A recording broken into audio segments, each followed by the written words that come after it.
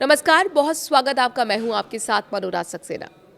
बांग्लादेश में मोहम्मद यूनुस के जाने के और तारिक रहमान के प्रधानमंत्री पद संभालने के बाद भारत बांग्लादेश संबंधों में हलचल तेज हो गई है। दोनों देशों की तलखी धीरे धीरे खत्म होने की ओर बढ़ रही है।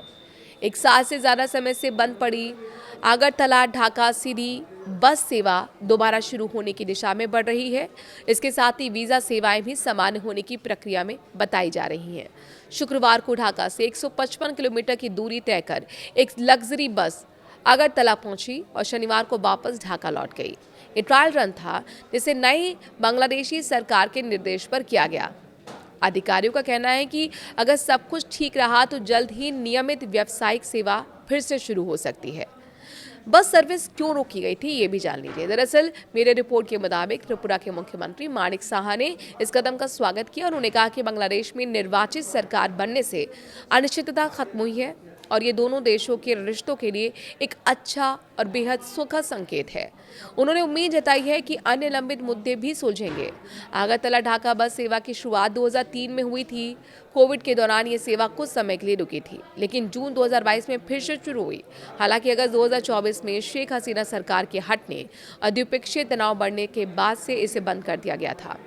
भारतीयों के लिए फिर शुरू होगा वीजा, ये अपने आप में सवाल, इसका जवाब भी जान लीजिए। इस बीच खबर यह है कि बांग्लादेश भारतीय नागरिकों के लिए वीजा सेवाएं फिर से बहाल करने की तैयारी में है। जनवरी में फरवरी चुनावों से पहले सुरक्षा हालात को देखते हुए गैर जरूरी यात्रा के लिए वीजा पर तकनीकी रोक लगा दी गई थी। हालांकि आपातकालीन, व्यावसायिक और मानवीय कारणों से वीजा जारी किए जाते हैं और मेरे रिपोर्ट्स के मुताबिक नई सरकार बनने और हालात सामान्य होने के बाद वीजा सेवाएं रीस्टार्ट मोड में हैं। हालांकि अभी आधिकारिक घोषणा नहीं हुई है। माना जा रहा है कि भारत भी जवाबी तौर पर वीजा सेवा सामान्य कर सकता है, लेकिन इस पर अंतिम फैसला बाद में होगा। भारत के साथ रिश्ते भी धीरे धीरे पटरी पर आते हुए नजर आ रहे हैं। यूं कहें कि सुधार की तरफ बढ़ रहे हैं।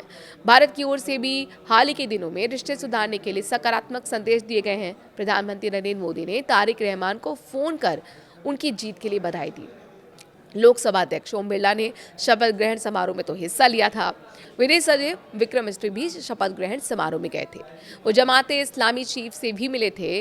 वहीं तारिक रहमान की मां और पूर्व पीएम खालिदा जिया के निधन पर विदेश मंत्री जयशंकर ढाका पहुंचे थे।